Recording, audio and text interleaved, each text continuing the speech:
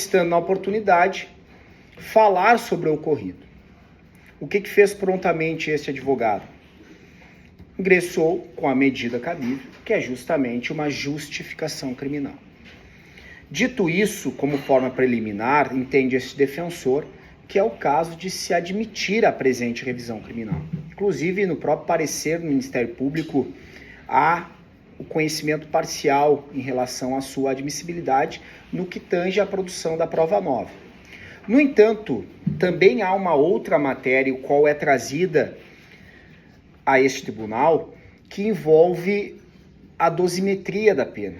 Haja vista que em recurso especial posterior interposto pelos corréus, houve um redimensionamento das penas, de forma que, no entender desse defensor, haveria a possibilidade da extensão desta admissão, haja vista de que as circunstâncias às quais foram aplicadas a admissão eram circunstâncias que poderiam ser estendidas ao revisionando. Desta forma, entendo da mesma forma pela possibilidade da admissibilidade no que tange a discussão da dosimetria. Em relação ao mérito, nobre relator, desembargador Regis, tenho certeza absoluta que Vossa Excelência se debruçou sobre os autos. É um processo, e digo isso a todos os demais, talvez seja um dos maiores julgamentos do Tribunal do Júri daquela cidade de Santa Rosa.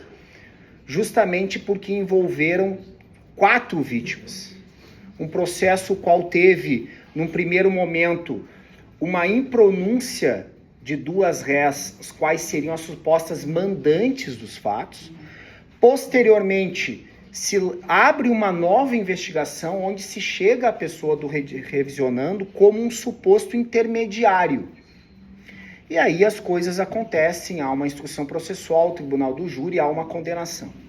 Não vem esse defensor, por óbvio, a esse tribunal, rediscutir questões probatórias, as quais já foram avaliadas durante a instrução processual.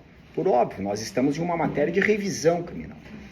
Agora, é importante se ressaltar de que quando os fatos chegaram a este tribunal, à época em apelação criminal, já havia sido alertado em votos minoritários, em um primeiro momento, pelo desembargador Jaime, o qual entendeu por determinar a remessa do revisionando a um novo julgamento do Tribunal do Júri, haja vista que, em relação a essas 3 vítimas que foram executadas pelo livre-arbítrio do executor, entendia na oportunidade do desembargador Jaime de que não haviam elementos que corroborassem a determinação, o mando por parte do revisionando em relação à morte dessas pessoas.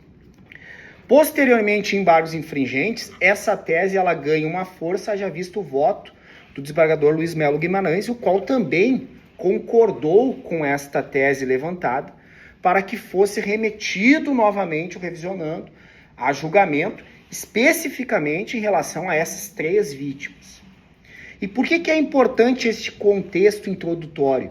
Porque a prova nova, que é justamente a manifestação do senhor Adilson, que é um dos executores, ele traz situações de evidência de que, e dito por ele rapidamente, ele diz o seguinte, em sede de justificação criminal, prova nova produzida, de que elas estavam dentro do carro na parte de trás, como já tinha dado a cagada com o Dir, que eu já tinha matado ele, eu não poderia deixar elas ali. Eu peguei, abri a porta do carro e terminei de descarregar a pistola. Então, por que este contexto de evidência da prova nova? Porque aquilo que já havia sido suscitado, já na apelação, de que houve um livre-arbítrio do executor em relação a essas 3 vítimas, não teria vinculação nenhuma com o revisionando senhor Paulo. Por quê? Porque ele foi condenado por um crime de mando em relação à vítima senhor Adir. Então, em relação a essas 3 mulheres, os quais foram executadas pelo livre-arbítrio do senhor Adilson, não poderia ele ter sido condenado. E essa que foi a discussão à época, Por óbvio que se teve um juramento em vários infringentes, o qual por maioria desproveu o recurso defensivo, só que agora a tese ela ganha força, haja vista a produção da prova nova. Então é por isso que eu venho à pessoa de Vossas Excelências, entendendo que nós temos aqui uma possibilidade sim de remeter novamente o senhor Paulo em relação a essas 3 vítimas, que é a senhora Raquel, a senhora Cleonice e, agora me falha a memória em relação à terceira vítima, senhora Berenice. Justamente porque a sua execução ela é atrelada tão somente ao arbítrio exclusivo do executor.